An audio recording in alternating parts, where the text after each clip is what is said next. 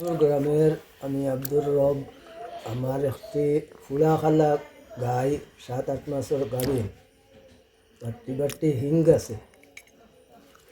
মঙ্গলবারে 13 তারিখ 2টার পরে গাড়িটা বাড়িতে লামাইয়া দেব হয়েছে সড়ক তো আর বিকালে সন্ধ্যাবেলা বিচারি আর হওয়া গেছে না। এখন পর্যন্ত গাড়িটা আর পাইছি না। যদি দয়া করে কোনোবাই দেখতে পাইন বা খেরোর আশ্রয় গেল হয়তো নিচে আমার ফোন নম্বর দেওয়া আছে 2টা। ও ফোন নম্বরে আমার লগে যোগাযোগ করি আমার খবর রাখবা।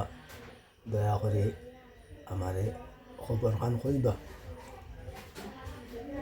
আর 7-8 মাসের গাভিন গরু যদি খবর লইয়া পাইন অন্য বাড়িতে আমার খবর জানাইবা। আমি আপনারা যোগাযোগ করি, আপনারা লগে যোগাযোগ করি আমি আনার চেষ্টা করব।